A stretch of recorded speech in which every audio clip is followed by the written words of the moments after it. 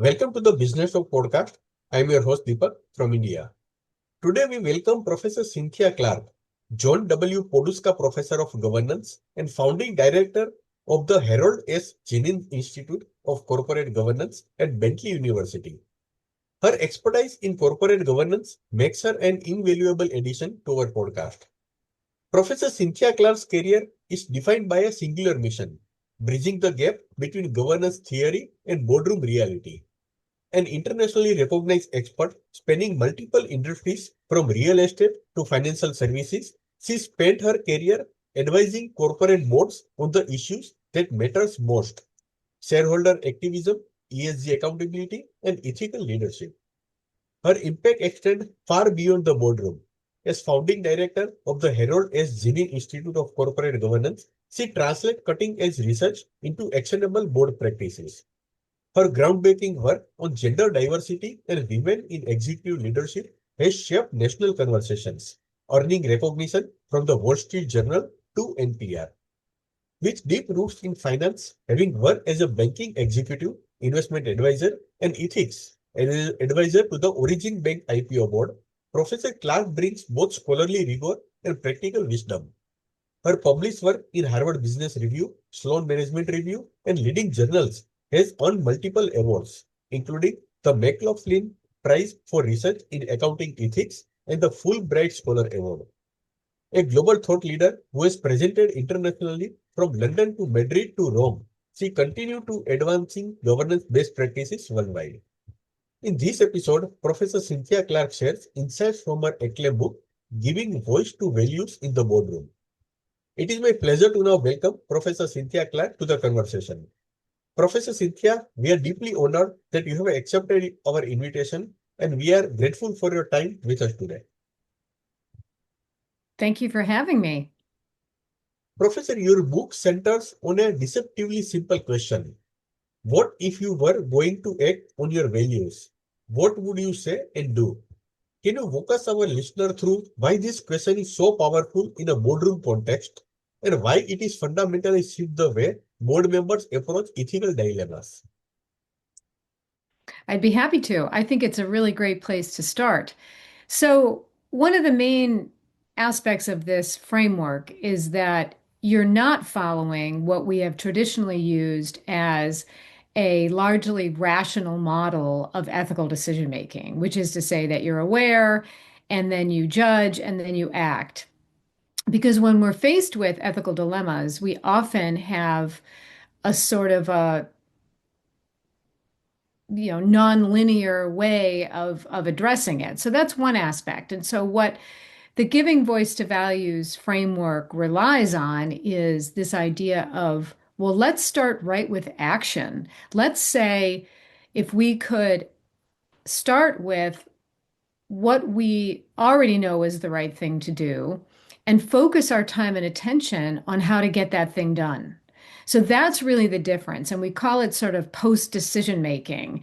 And so normally situations involve values conflicts and things like that. We take that as a given. And then we start from what would we say and do, for example, if we were confronted with a situation on a board that represented a values conflict? Professor, you draw on insights from practicing board members who have faced real governance challenges. What's the most significant disconnect you have observed between what governance theory prescribes and what actually happens in boardrooms when values conflict with other pressures? So there's a couple things I want to talk to your listeners about in this area. First, most of what directors do is what I call value laden. So, for example, the highest level of authority at a company is the director. And so we have two duties, fiduciary duties, one of loyalty, right? Independent decision making, making decisions in good faith, working on behalf of the corporation, what's in its best interest. And then we have the duty of care, which is essentially due diligence and care, but really fundamentally asking the right questions. And so when you're presented with those in an actual boardroom setting, it's very application based. So back to this notion of what governance researchers do, because these two things are combined, governance researchers generally focus on proxies for ethical dilemmas. So they'll interview students on even use Amazon Turk and so on to have a proxy for these types of real world situations. And it also tends to focus on agents and principals. So, for example, the oversight role, the relationship between managers and boards. And the relationship between managers and boards is vitally important. But what it doesn't really get at is the board dynamics. And so, giving voice to values in the boardroom is really all about how do I manage this conversation, this multiple layer of relationships, not just management and board, but board member to board member, right? Also, the relationship of the board member to the shareholder base, to the employee base, etc. So, not a lot of focus in the academic community yet, although it's changing, on actual board dynamics and the use of actual board members to develop theory. So, does that make sense? Perfect. Professor, your book addresses director independence as a central governance issue. How can board members maintain their independence while also building the relationship and trust necessary for effective collaboration? And what's the balance?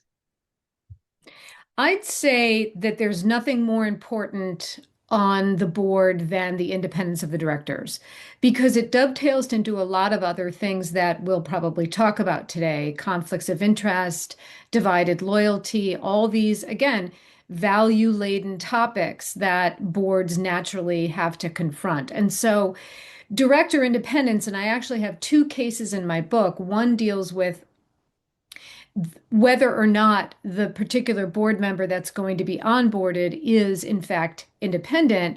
And then I use the same company to have a case and a conversation about the director selection process at that particular company, because those things go hand in hand. So one of the aspects of independence that I like to tee up is, especially in a public company setting, because I do both private and public.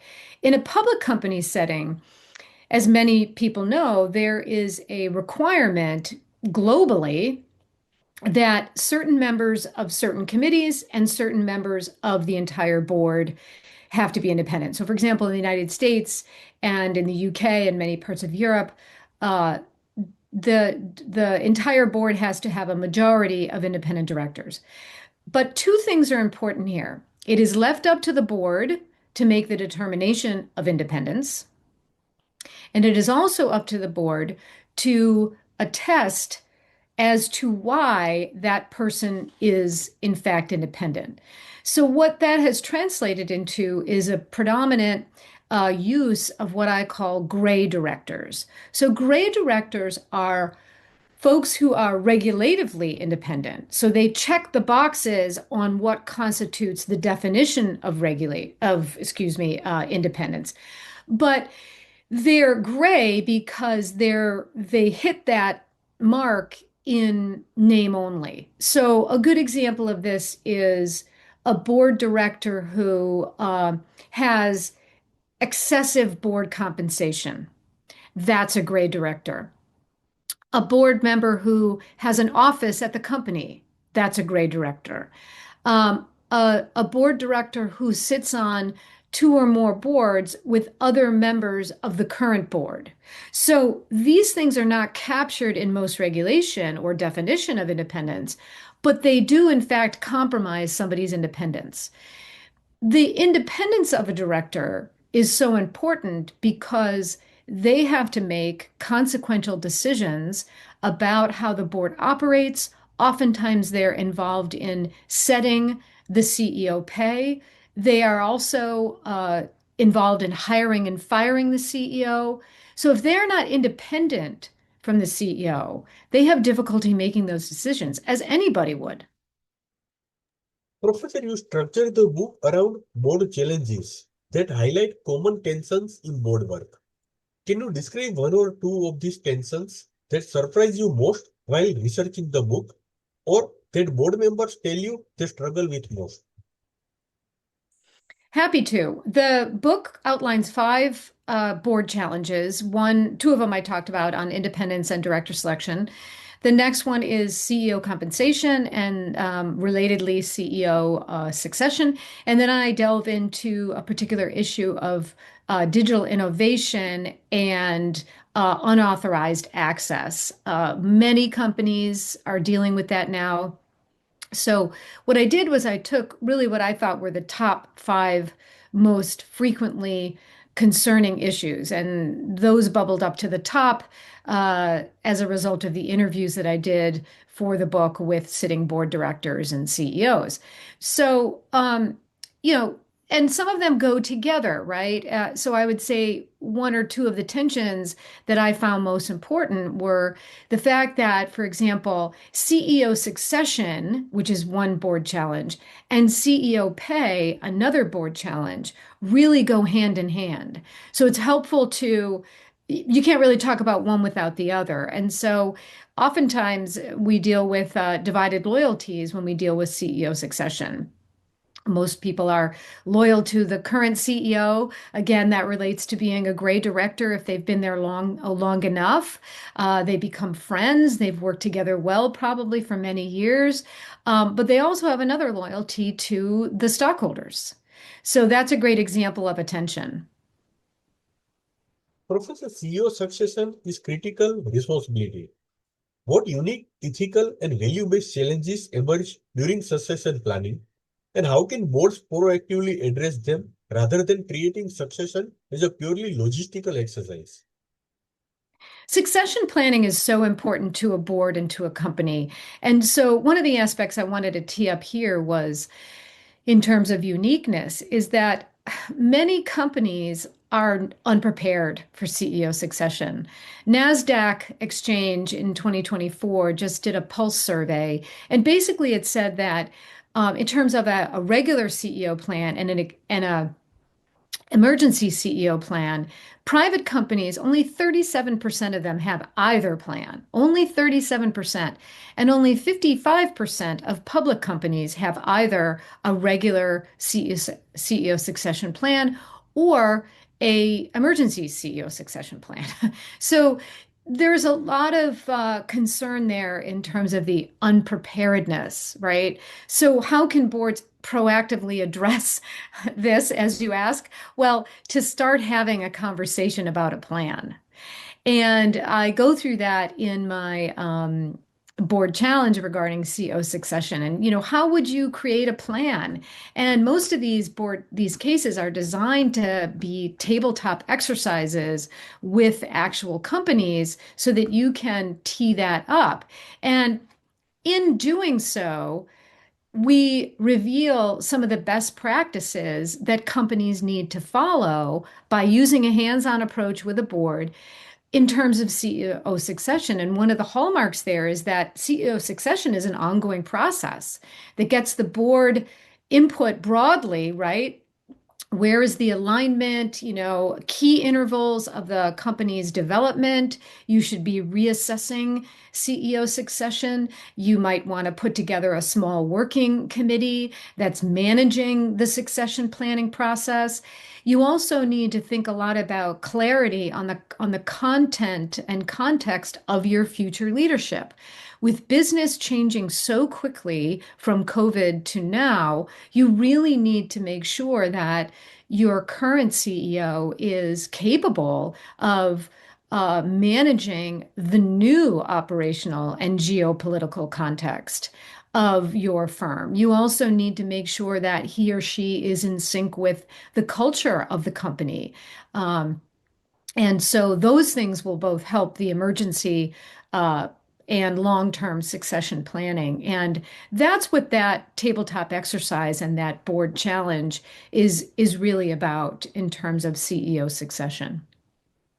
Professor, you explore conflict of interest in the director selection process itself. Can you give listeners a concrete example of how the nominating committee might face a value conflict when selecting new board members? That's a great question. Again, I would say that independence is at the core of this question and its answer. Because if you have board members who are really independent, truly independent, they will face fewer conflicts of interest. And so, a good example is recently in the United States, a government organization put together an analysis of Elon Musk's role in Doge, because Elon Musk sits on four publicly traded companies. And so they cited 65 in that report, 65 actual and potential conflicts. And so if that's the CEO or a board member, right, that's facing those conflicts, generally due to concurrent business operations and transactions that compromise that person's independence, that's not a really strong director and definitely a gray director. So, one of the first things that the nominating committee has to do is really vet all of the prospective candidates for that board seat. And they really have to go beyond the obvious. They really have to delve into all of the operations and personal and work related relationships that director has. Incidentally, the powerful proxy advisors, Institutional Shareholder Services and Glass Lewis, will also look deeply into the personal relationships of each and every board director.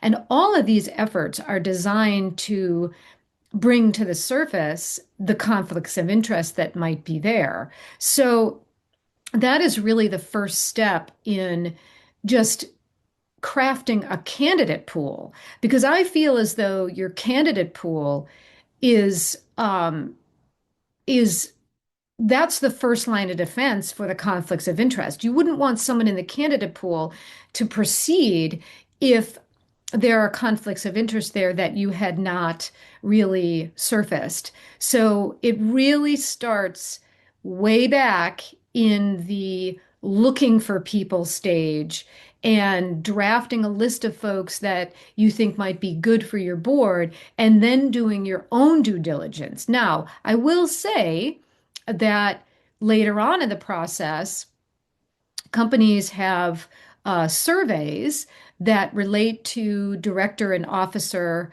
um, insurance that will ask them about their relationships. Now, it's true that one would think you'd be honest about that, but there are instances of directors not disclosing their conflict of interests on the D&O insurance questionnaires. Um, One instance that was recently adjudicated by the SEC in 2024 revealed such a person. And so, they find the company and find the director. And so now that director, him or herself, I will not reveal that, have, have a black mark on them, for sure. So it's really goes back to the company doing its own due diligence. That's the fallback position, so that you give that director the best possible situation for them to succeed and for them also to add value to your board. Professor, your book covers privacy and cyber risk, relatively newer governance concerns. How should boards be thinking about values and ethics in these domains, particularly when cybersecurity decisions have real implications for customer data and trust? This is such a topical issue. When I wrote the book, and now it's only become more important. And so the real crux of the matter is another tension, a values tension, right? Most companies want to use data to make more money. And many companies have an opportunity to do that. But the information reuse and the policies around that at your company might brush up against you then using this unauthorized access to someone's personal data as a way to innovate or as a way to um, increase your revenue stream. And so those things are very much in conflict, and boards really need to work out that conflict because if your policies about data that are published go against what you're thinking of doing, and you have not went about the process of getting authorized access to that data from the users of your service or product, then you have a problem on your hands, not only an ethical problem, but a legal problem if you've gone ahead and authorized that at a board. Now, circling back to the duty of care, well, the director has to ask those questions. Have we gotten the consent from people, from our customers to use their data in this way? And that's really the focus of one of the board challenges, which juxtaposes innovation and unauthorized access of data. So I don't really feel like that issue is going away anytime soon.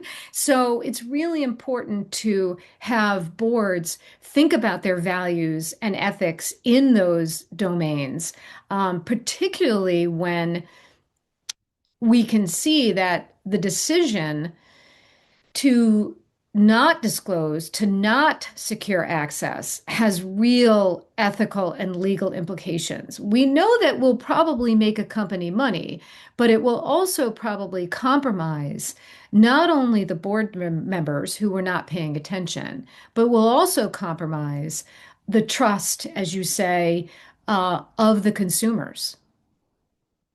Professor, you emphasize pre-scripting and action planning as practical tools for implementation.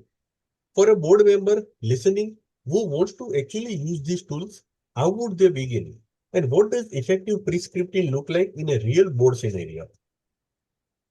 So one of the things I talk about in giving voice to values in the boardroom is this idea that we can do a number of things. We can anticipate the likely pushback that maybe fellow board members will have or the CEO will have on a given idea. Say, for example, that we want to establish a CEO succession plan at a company whose CEO is a founder and very reluctant to leave. This is a classic example that many private and public companies face. And so it's also a good example of establishing the likely pushback that you're going to get. So someone saying, well, we've always done it this way, or the CEO, well, she'll never retire, or how can we replace the founder?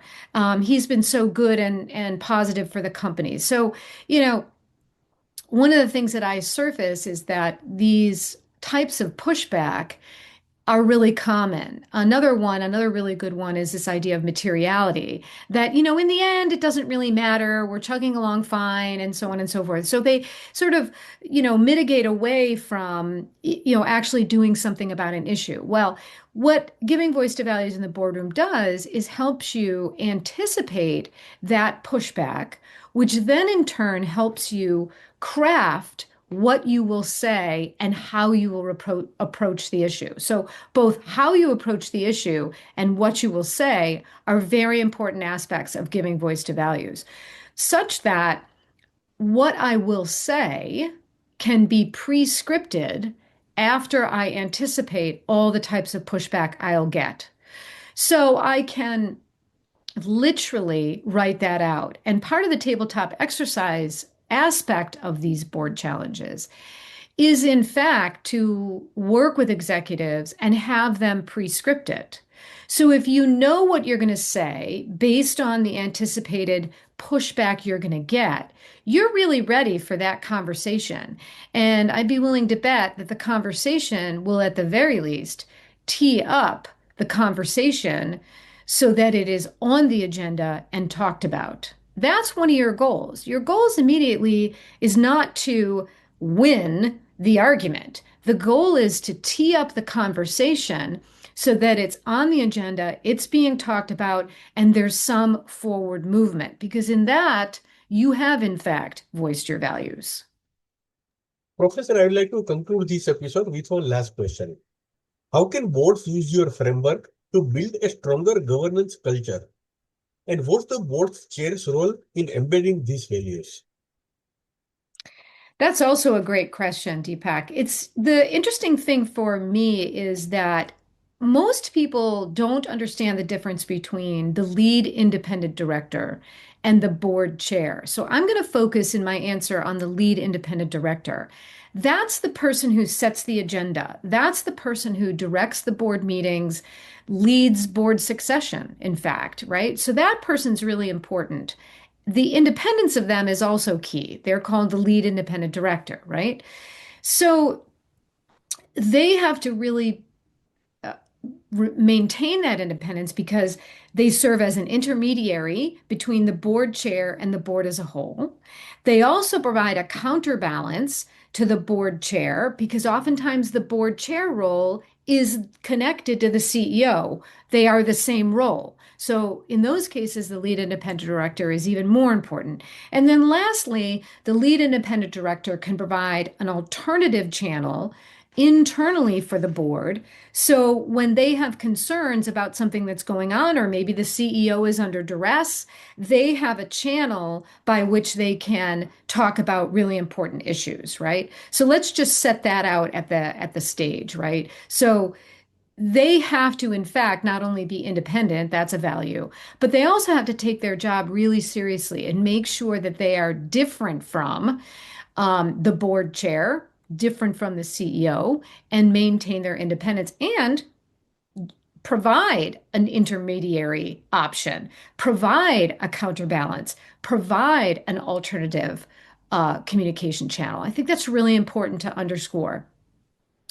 The other aspect of your question really relates to how do I get a board, create a board, uh, foster a board, however you want to say it, that is actually striving toward board effectiveness, right? So there's boards and then there's effective boards. And so, two things that I would say that relate to what we were talking about today. PwC has done its recent director survey just in October. And they surfaced two really important ideas that we've talked about today. One is that 24% of the people that responded said that board members have to be more willing to speak up on issues. So we know that's a problem both with the research and with some of the aspects I've covered in my book. The other thing that the survey surfaced was that 45% of boards believe that directors need to seek additional education. So, one of the things I'm offering, not only in the book, but through advice as a governance expert, is your boards need to think about continual education, doing things like tabletop exercises, having somebody like me come into the board so that they can continually learn from what's going on. The governance landscape has been changing so rapidly just in the last 7 years, not to mention over the last 15, where really the governance landscape is so much more complex with issues of shareholder activism, geopolitical risk, um, uh, institutional investors, and proxy advisors heavily weighing in. I could go on, but those things really necessitate continuous education on the board.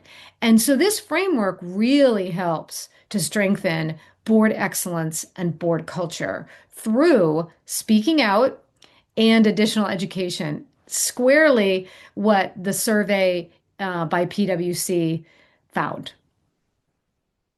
Thank you, Professor Cynthia Clark, for this invaluable conversation. The takeaway is clear. Boardrooms needs leaders who can articulate their values and act on them with integrity. Your book and your research shows that this isn't just ethical, it's essential for long-term organizational success. We are grateful for your insights and your commitment to strengthening governance practices worldwide. Thank you so much. Thanks for having me.